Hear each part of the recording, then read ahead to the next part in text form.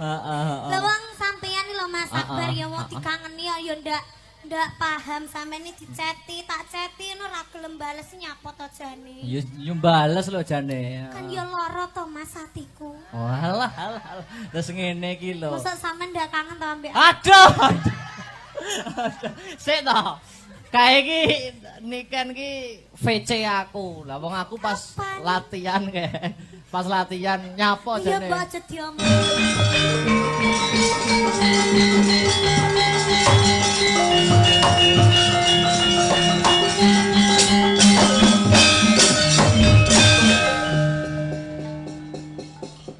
Adoh sinambring gelap jantung kula. Koko Prabu. Perkawisipun napa, Yayi? Sabda paduka menawi sampun cetha ngegla tanpa marana, Baratayuda kelampahan menapa ginanipun Duryudana dadi ratu Mlegedha. Anyakrawati mbau dendra menawi benjang wonten ajanging Kurusetra Duryudana jengkelang kuwandane bosok koklok dirubung laler. Mila langkung prayogi kula batalaken Baratayuda. Kula mboten wani ngadani Baratayuda. Mila saking punika Koko Prabu kinarya amurungaken Baratayuda jaya binangun. Boten wonten priyayi ingkang kula sambati kejawi namung Koko Prabu Mandura. Kula nyuwun kanthi sanget Koko Prabu Mandura murungaken Baratayuda saratipun menapa Duryudana manut. Bebananipun menapa kula nderek watonipun Baratayuda wurung Baratayuda batal. Saestu Yayi nyuwun sanjata pitulungan Koko Prabu. Monggo kula aturi paring cala pepadhang dumateng kula menapa ingkang dados pamundhut paduka badhe kula sempatani watone Baratayuda wurung Koko Prabu. Pamanging driya mangu pangunggung kanduhan rimang lerlena tanpa kanene lerlena tanpa kanen yen tantulusa mangko sang Hyang Utama.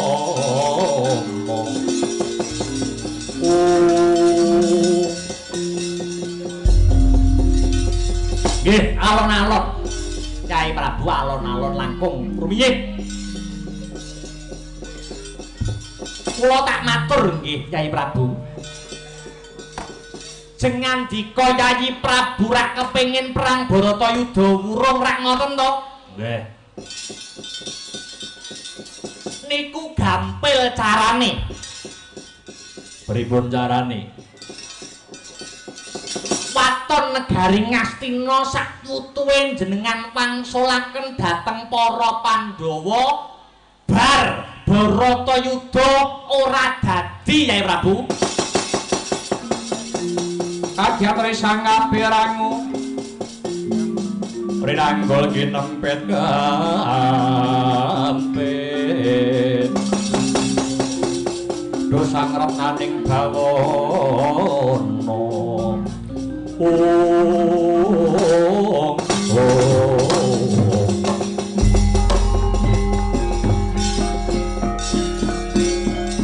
abyo mangan berlakuning angin Guntur agrane ngarangga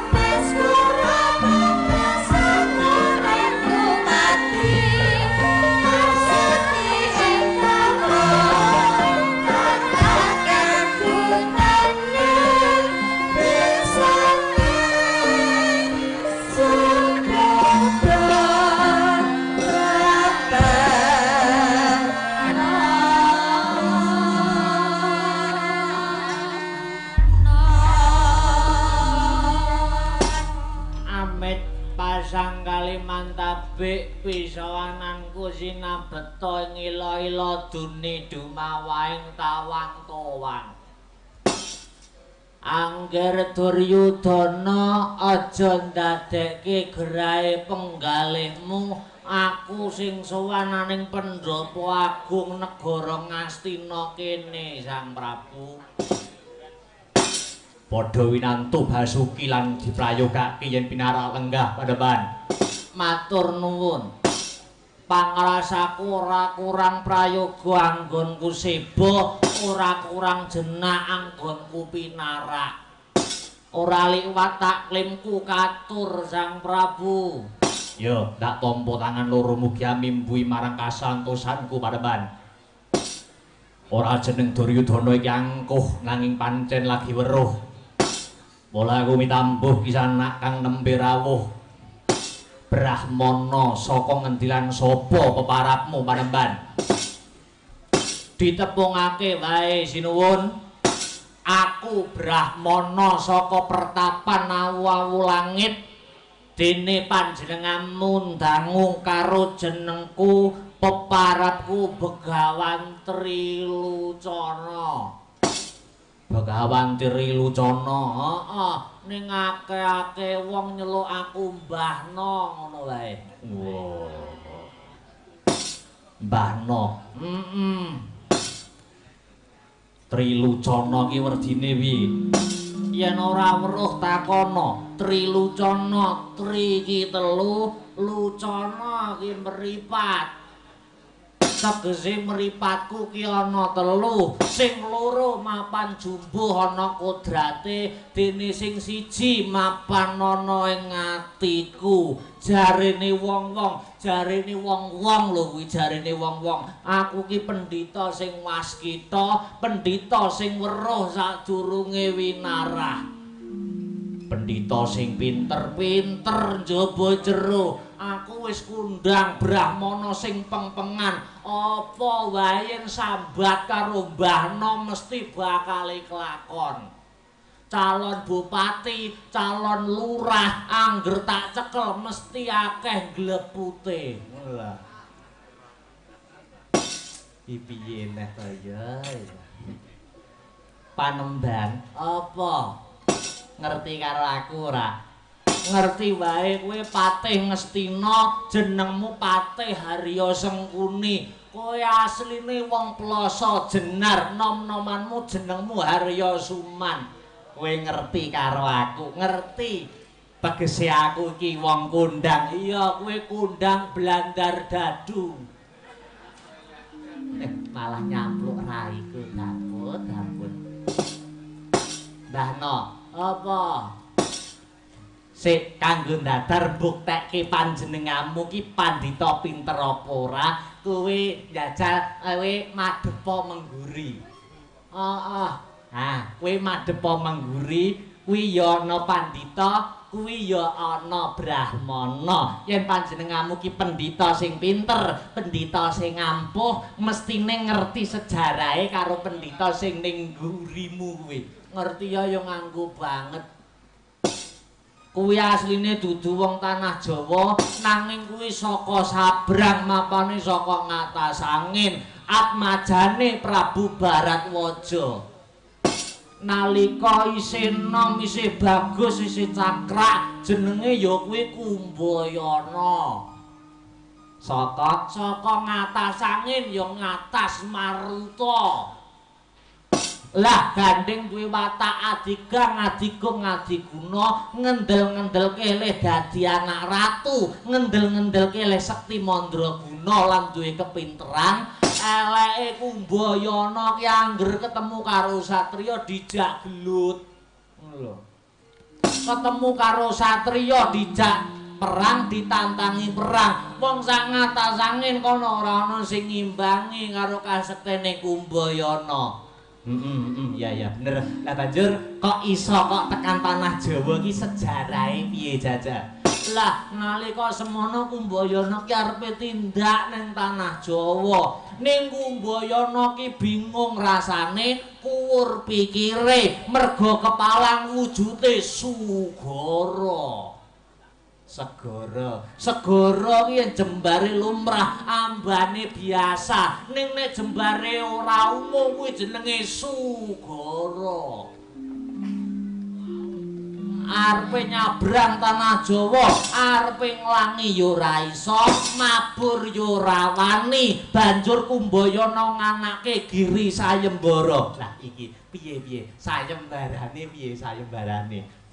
Sayembarane sapa wae sing bisa nyabrangke Kumbayana nganti tanah Jawa. Yen lanang tak dadekke dulur Sinarawati, yen wadon tak pek bojo. Lah dalah, nah kuwi terus piye kuwi? Lah banjur ana jaran wedok sembrani medhun. Nah kuwi. Sembrani iki jaran sing duwe lar bisa mabur kaya lambang negara Ngastina sing ning dhuwur kae. Oh iya, terus? Lah, bareng ngono, jaran sembrani kuwi mudhun ana ngarepe Kumbayana, karep cetane ngono bakal ngleboni Giri Sayembara. Sayembarane si Kumbayana. Terus. Nah, tanggaping sasmita si Kumbayana banjur mak clingkrik munggah ana gegere jaran wedok. Terus jaran wedok mau mabur ana sak ndure sugara. Lah gandeng sejatine jaran wadon mau mabur ana kono, jaran wadon kuwi widodari kang lagi kesiku ya kuwi Betari Wilutama. Mula saben sak kilo ndase kuwi jaran, saben sak kilo ndase kuwi widodari. Lah weruh kahanan kang kaya mengkono kuwi ndase ketok jaran, ndase ketok widodari. Durna bingung, Kumbayana bingung, saking bingunge angger nitih ponang kuda kuwi mau banjur Kumbayana lek numpak jaran, saya mundur, mundur ning endi kuwi? Lho goleki kok kaborasine kuwi.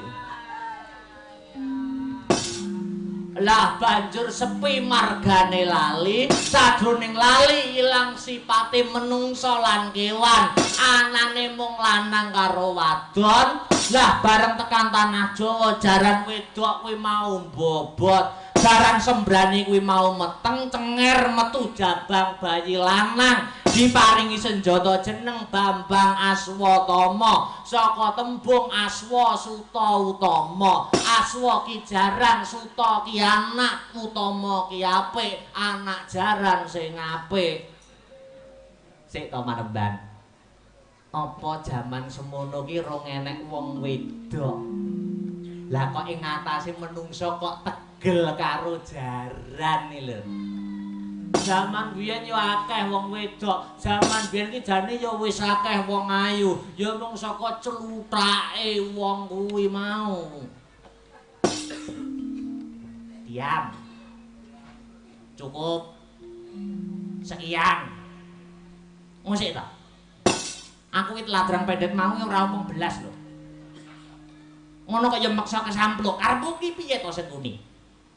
Lho, sing kandha ki si Trilucana. Lho, iya ning ra sing mancing kowe. Sing ngumpani kowe sing ngederke si Trilucana. Bano. Nun, dalem. Karepmu ki piye? Ora karep piye-piye, lah kon aku kok nyeritake sejarahmu. Musik, cukup. Ana parigawe apa panjenenganmu sowan ana Ngastina, Begawan Trilucana? Nah, ki ngene Sang Prabu, nyuwun sewu. Tak sawang saka kadowan negaramu ki ketaman Badra Irawan. Badra ki rembulan, Irawan ki mendung. Soroting rembulan kang katutuping mendung, andayani negara Ngastina ki peteng dedet lelimengan. Kanthi kuwi aku bisa nemtokke, bisa anggerba yen Ratu Ngastina Palunggan iki lagi prihatin rasane. Lagi susah pikire, ing ngatasé wong dadi ratu, wong nomor 1 sak Ngastina kok njur prihatin rasane, kok trenyuh batine. Sing kok penggalih ki apa? Apa kowe menggalih klilip sajroning netra satru mungguing cangklaan? musuh bebuyutan sing jenenge Pandhawa. Sing kok kersake iki piye to Sang Prabu? Sing kok kersake iki piye? Yen kanggo srana mareming rasamu kowe njaluk pati ning Pandhawa, aku sing saguh mujuti. Aku njaluk wektu 7 dina 7 wengi. Baliku ora iso ngrentengi ndase Pandhawa, aja diundang Trilucana. Iblis laknat.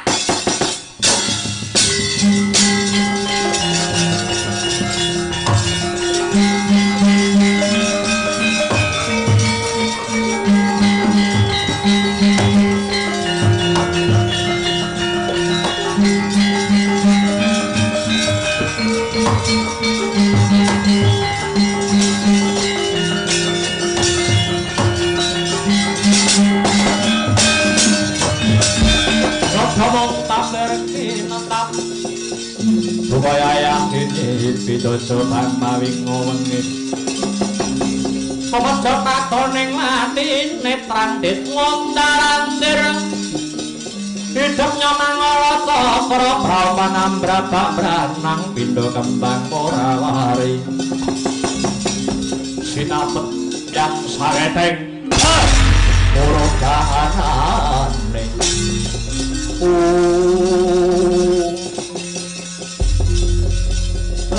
jagat manus maning jajalanak setan membo menungso. Trilucana. Trilucana. Ora usah seru-seru aku ora budhek. Kowe Ratu Mandura Prabu Baladewa. Baladewa. Baladewa, Ding. Ngerti karo aku, ngerti wae bendina kumpul ning kotak mosok pangling. Iblis lanat lawanan kok ngendi-ngendi. Saiki aku tak takon karo kowe iki pendhita apa jagal menungso? Kowe iki pendhita apa jagal menungso? Sangka cetonge glokan tanpa warana blegermu ki pendhita, ya gene cacakanmu kaya preman ngono kuwi. Kowe tekono negara Ngastina ora gawe katentreman ning malah ngancam ngincim patining Pandhawa karepmu ki piye? Kamangka sing jenenge pendhita kudune tansah gegurang marang Karaharjan lan Karahayon, rina wengi manekung Pujabrata marang ngersaning Hyang Agung, ya gene pingancam ngincim patine Pandhawa. Kamangka Pandhawa ora luput, kamangka Pandhawa ora dosa, kamangka Pandhawa ora duwe perkara karo raimu kuwi. Aku sing ora trima. Aku sing ora trima. Baladewa sing ora narimake merga Pandhawa iki adiku. Yen kowe ora trima kowe arep ngopo, Kowe arep ngopo? Dikira aku gigrek karo kowe, Aku ora gigrek, aku ora wedi nyawang Baladewa. Yen pancen kaya mangkono dina iki aku gawe giri sayembara. Kowe kena nyenggol para Pandhawa. Kowe kena nyenggol para Pandhawa, waton kowe bisa njak nglangkai bangkine Ratu Mandura Prabu Baladewa ya Balarama. Aku ora wedi Baladewa. Yo yen pancen kaya ngono metu njaba, nyapa ditokne njaba ora dadi no.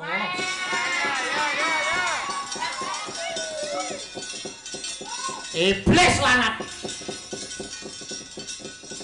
Tak tarai carane to. Ben dero ben ra dadi piye. Tak enteni alun-alun negara Ngastina. Aduta sing balung murting kulit. Baladewa apa Trilucana sing badati pakan gagak batawe biangsate.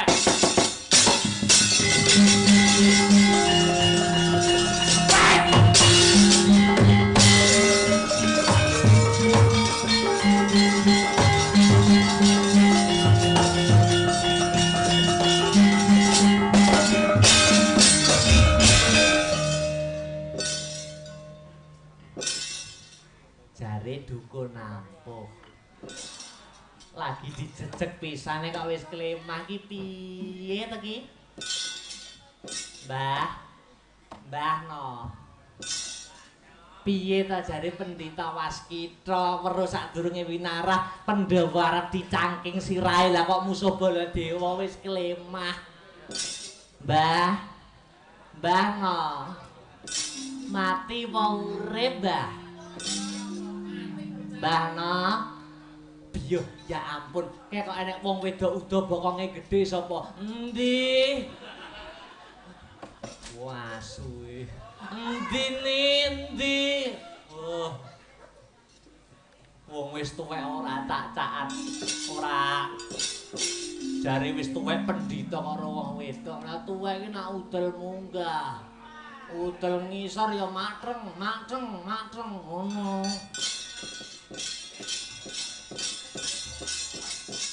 Ya wis ora apa-apa. Prabu Duryudana ora sah mbok kuwatirke kasektene Begawan Trilucana. Ya.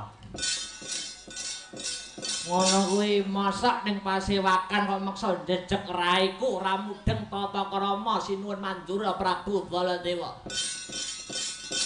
Titenana aja kuwatir, ora enek seminggu wetenge Baladewa tak iseni pacul.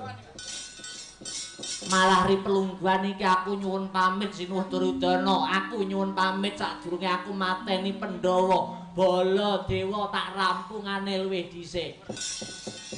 Yen tetelo kaya mangkon aku memuji muga-muga kasempatan kang sedya nderekake wilujeng panemban. Aku njaluk pamit. Sengguni njaluk pamit monggo panemban. Panemban durna aku njaluk pamit. Ya mangga panemban muga-muga lepaso paratmu jembaro kuburmu. Aseme padha-padha pendhita lah kok saingan. Bebarengan sekar sing nganggo arum iki aku bakal nyuwun pamit ya sinuwun tak rampungane dhisik Ratu Mandura Prabu Baladewa. Duga kinawa ngati-ngati aja nganti keri panemban Begawan Trilucana.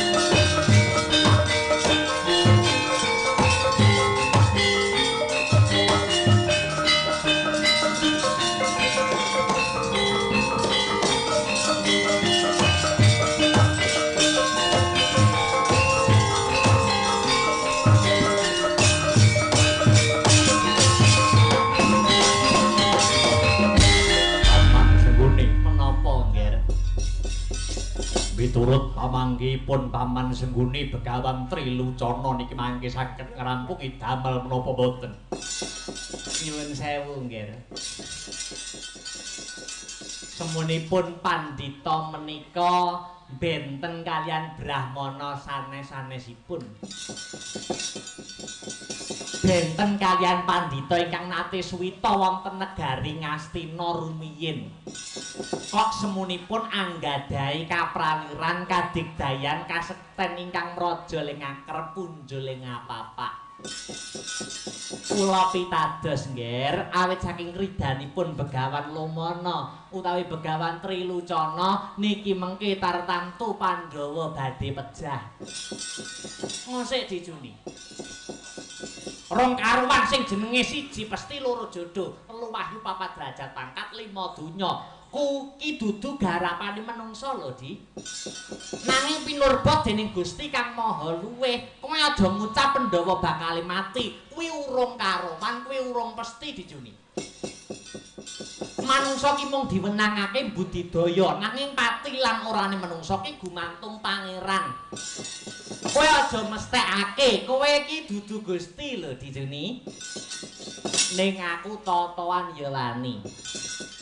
Merga aku ki ngerti Trilucana ki ibarate sumur ki jero. Duwe kadigdayan kang linangkung, urung karuan. Dibuktekke wae, didongake wae. Aja kesusu kowe bombong karo si Tri Lucana kuwi lho dijuni. Jenenge pandhita model kaya ngono kuwi iki wis pirang-pirang wit biyen. Ais yo ora.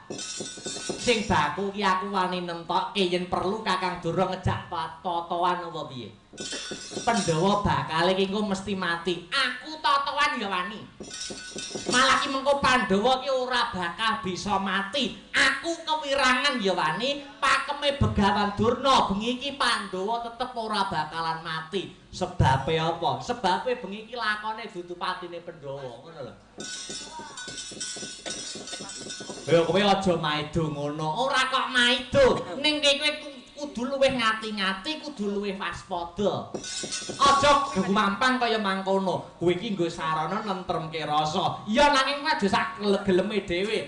Ning aku yakin Pandhawa iki bisa disirnake. Ora iso. Becik ketitik ala ketara. Sapa sing bibiti ala, ing kono wahyune bakal sirna. Ning ana paribasan. Wis. Ket mau geger ae. Sampeyan niku teng mriki makili para kawula diblonjo kalih negara supaya ngrampungi perkara ora gawe perkara. Sampeyan niku diteropong ditayangake teng layar kaca. Dikabarake teng layar kabar wakile kawula nemtokke keputusane kok geger ae. Kula pateni mik sampeyan apa mboten? Kula pateni mik. Wis ngerti sing isor rekoso sing dhuwur lah kok malah didolir pregejegan wae. Wis. Taruh bandem-bandeman kursi ngono. Pambejaji babar pisan. Hartomarmo.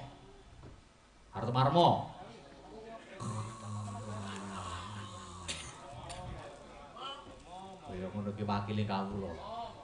Hartomarmo. Oh, Gimo, Parwarmo.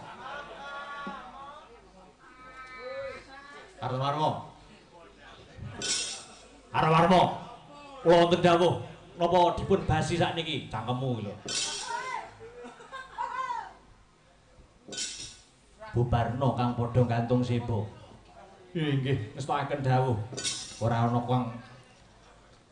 sing tak dawuhi meneh. Bubarno kang padha gantung sebo ing Sunedya Kundurang Kedaton. Inggih, prasta pangandika paduka mboten langkung sedika ngestakaken dawuh kaliran ingkang rayi madal pasilan Prabu.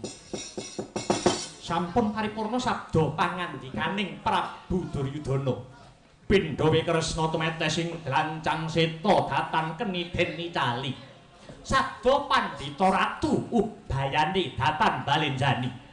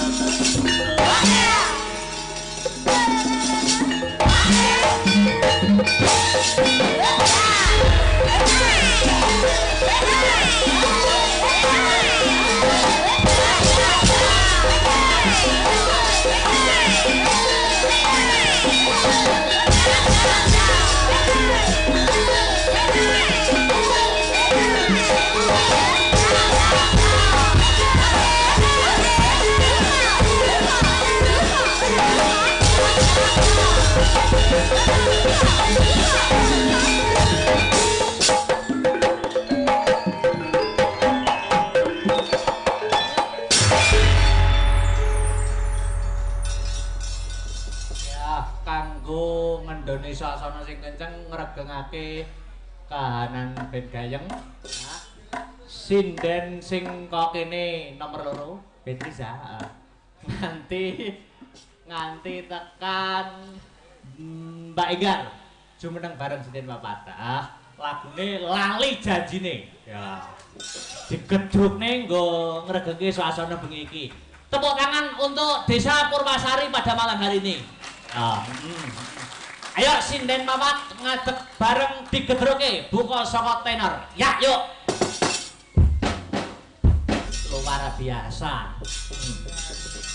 Leren sik yo. Leren sik, Nduk. Nganggo ambekan nunjal uswa sik. Ya. Kang angka sepisan ora lali ngunjukke rasa syukur marang rasaning dat kang muruwing dat. Tuhan yang Maha Esa Allah Subhanahu wa taala yang widiwasa. Sing wis maringi kesehatan, karaharjan, karahayon satemah awake dhewe. Bengi iki komplit sak kanca-kanca grup Astabrata Entertainment saka Nganjuk Utakana bisa silaturahmi mapan ana ing ya kuwi Desa Purwasari kene no. Oh ngono ya, Mak. Iki ngucapke syukur dhisik sing angka sepisan. Mokal tanpa nikmating Gusti wujude kesehatan, becik sehat laire, becik sehat batine awake dhewe bisa kumpul ning kene. Oh ngono ya, Mak. Ya. Sholawat sarta salam kunjuk marang Nabi panutan ya kuwi Nabi Muhammad sallallahu alaihi wasallam. Tumuruning para sahabat sak garwa putra wayah Baginda Hasan sak Baginda Husain. Amin ya rabbal alamin. Hajate apa? Piye? Rame-rame hajate apa? Hajate, Nduk. Ya kuwi tidak lain tidak bukan ya kuwi bersih desa. Ya kuwi Desa Purwasari. Purwasari kene.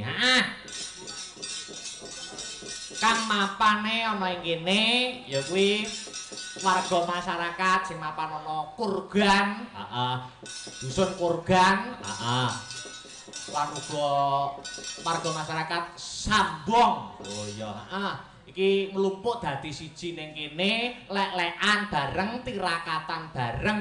Ya kuwi ngadani acara bersih desa. Oh, ngono ya, Mak. Acarane bersih desa. Bersih desa nyadranan ana sing kandha sedekah bumi. Oh iya, ya ngestokake dawuh. Mula awake dhewe wajibe ngaturake panuwun kang tanpa upama. Ngaturke panuwun kang tanpa upama, terima kasih yang sangat banyak. Kunjuk sapa? Ya sing ora lali kunjuk Ibu Lurah dhisik. Ibu Lurah, Ibu Umi. Oh ngono. Sing wis nimbali awake dhewe sak kanca Astabrata mapan ana ing kene. Ono. Oh iya ya Mak, Ibu Lurah cek nom, cek cantik. Iya. Ngaturake panuwun.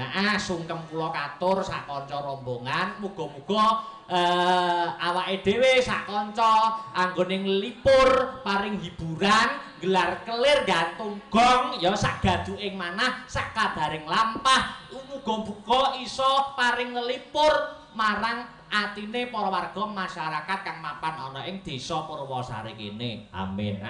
Ya. Sing kaping pindho ya kuwi Pak Mujiono. Oh, ngono Kang manjigane ning kurgan kene. Lan Bapak Sandi kang mapan ana ing Sambong. Oh iya ya Mak ya. Ya ngestake dawuhmu, ngaturake panuwun lan ngaturake panuwun marang sedaya panitia, kadang-kadang panitia perangkating desa. Ya. Sing ora bisa tak sebutake siji mbaka siji kang wis ikut andil menyukseskan pagelaran wayang kulit pada malam hari ini. Oh iya. Ya Mak ngestake dawuh. Ngene iki watone awake dhewe tumeman, watone awake dhewe tuwajuh, fa insyaallah bakal barokai. Oh ngono ya Mak. Watone ora melanggar, ya ta? Kaya sing dikandhake mau sore, watone tetep protokol kesehatan. Wayangan tidak masalah, malah bisa menjadi sosialisasi kuwi sosialisasi dalam pandemi. Oh ngono Mak.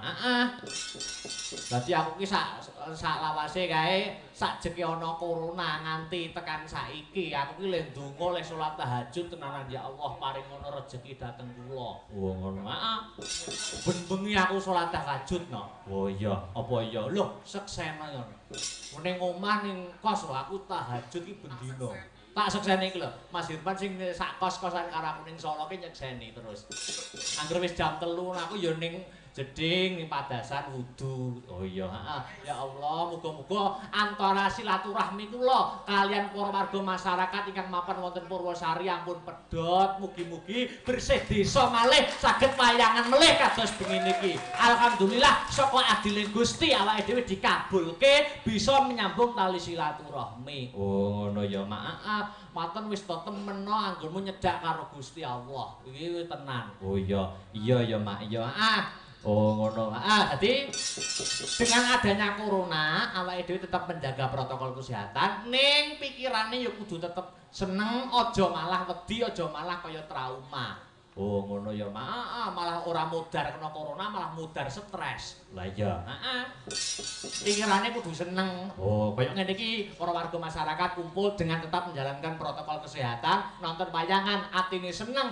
Yen atine seneng, daya imune dapat meningkat, ya toh. Apa-apa to lara apa wae iki saka pikiran.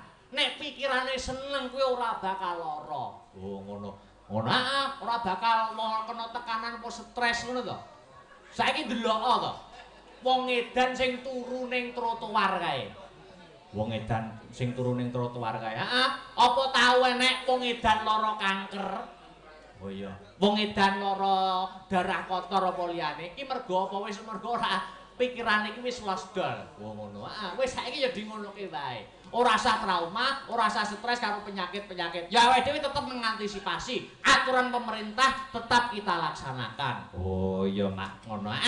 Ya ngestake dawuhmu. Iki uga aku ya ngacungke jempol karo ing kang mapan ana ing Desa Purwosari. Oh ngono.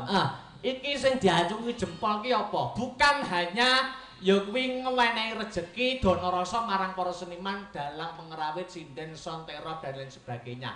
Iki tapi juga wujud menjaga tradisi dengan apapun, dengan alasan apapun tradisi tidak boleh hilang. Oh ngono Mak. Apane bersih desa setengah bumi iki aja nganti diilangi. Oh iya Mak. Iki wis tradisi. Sing jenenge tradisi kuwi secara turun menurun. Oh iya iya. Iya, heeh, dadi nek diilangi ora becik ora apik. Ora becik ora apik. Iya, heeh. Apa meneh gelar kabudayan sing tiap taun ning kene iki nganake ya kuwi wujude wayangan. Awan bengi, awan mau ya ana wayangan, bengi ya ana wayangan. Oh iya, iya ngestokake dawuhmu. Iki tegese wayang ki wis menjamur ana ing khususe desa Purwosari kene. Desa Purwosari kene ora mung dadi penonton wayang tapi juga penikmat wayang. Oh iya, buktine ana cerita nggatekke rame keplok lucu yo guyu. Oh, kuwi jenenge penikmat wayang, penikmat wayang. Oh iya, ngestokake dawuhmu. Apa meneh wayang kan ya wis diakui oleh negara kita to, Nok. Tanggal 7 November melalui Kepres tahun 2018 telah ditandatangani oleh Bapak Presiden kita Insinyur Haji Joko Widodo ya kuwi sebagai Hari Wayang Nasional. Mula awake dhewe sebagai wong Jawa ya kudu melu handarbeni, ora kudu seneng ning rasa ndarbeni kuwi wis apik. Iki wayang, iki budayaku, kudu tak jaga. Oh, ngono ya, Mak. Iya. Aja nganti ilang apa meneh ketindih dening budaya manca sing kurang adanya filter ana ing masuk ana ing negeri kita Negara Kesatuan Republik Indonesia. Mula patut diajungi jempol Desa Purwosari ya kuwi membentengi para warga masyarakate dengan budaya tradisi. Nah pancene bener kaya mangkono. Iki luar biasa. Jadi wong kaya ngene iki apa meneh aja nganti awake dhewe iki nak saiki lagi-lagi dipecah belah. Oh ngono. Dengan adanya kaum sing nyuwun sewu ora cocok ya kuwi wujude kontra dengan budayane wong Jawa. Oh ngono. Ana wong ibarate ning Indonesia ki lagi tamu, jabatane tamu. Ning wis nguwarani gawe geger, gawe kisruh, umat padha umat diadu domba. Para warga masyarakat Indonesia saling diadu domba. Wayang diarani haram. Iki nak ndase pecah to, Nok. Lah iya, wayang kok diarani haram ki sing haram ki apane? Kamangka haram orane kelakuan ki dumunung ana pikirane manusia itu sendiri. Oh ngono ya, Mak.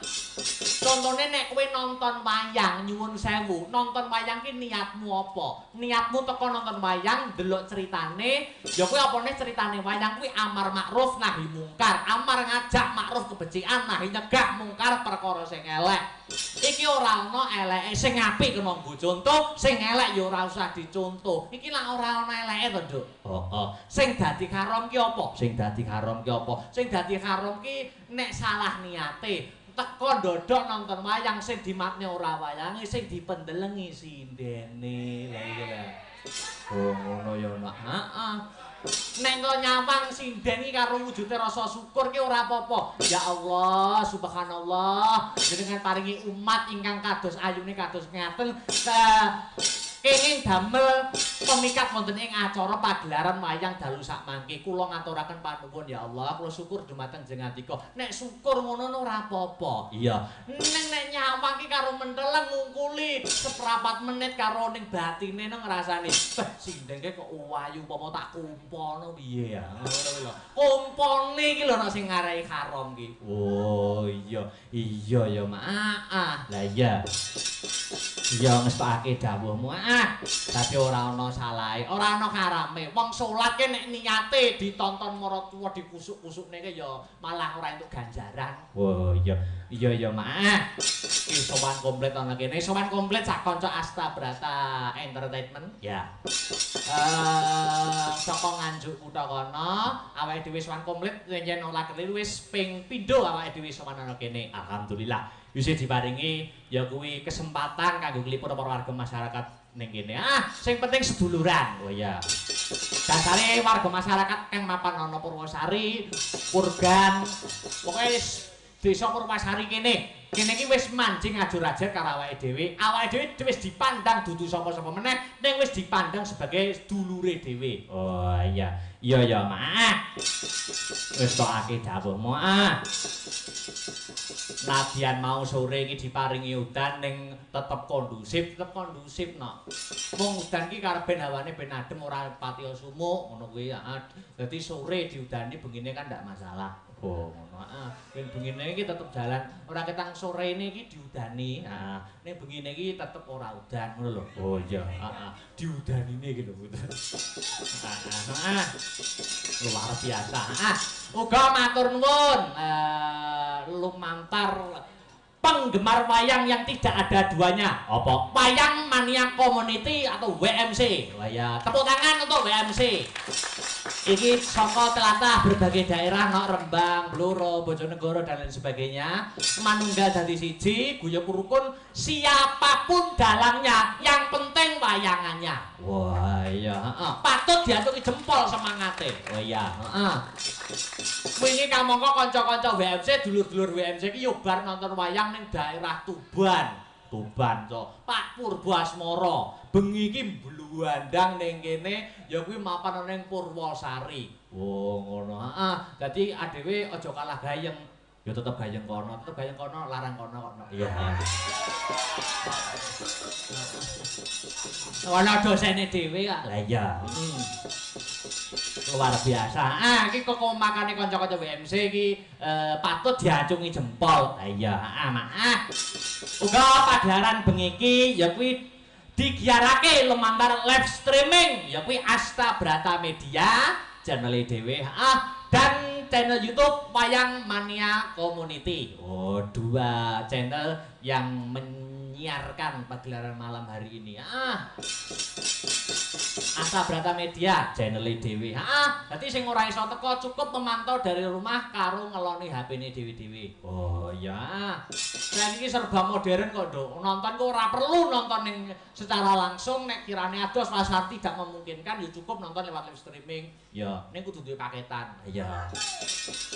Ora apa-apa, jelas duwe paketan. Nonton memantau, aja lali sing urung subscribe dan di-subscribe, tombol lonceng dipencet. Oh iya. Like, komen dan share.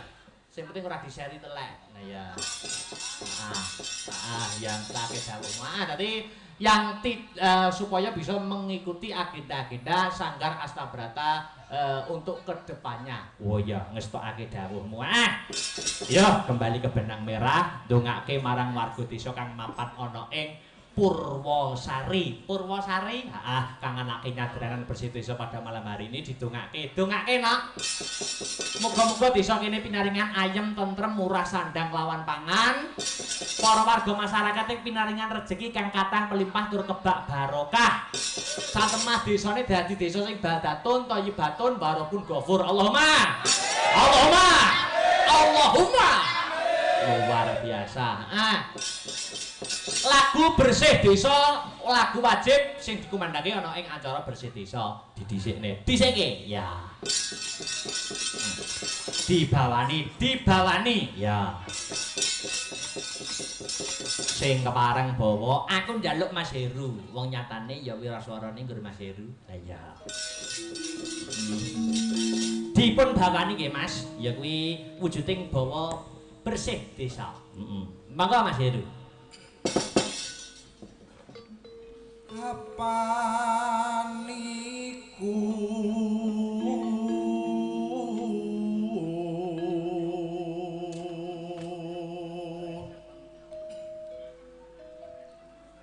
dadi kewajiban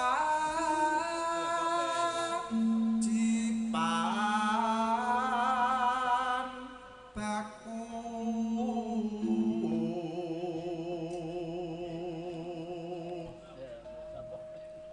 ayo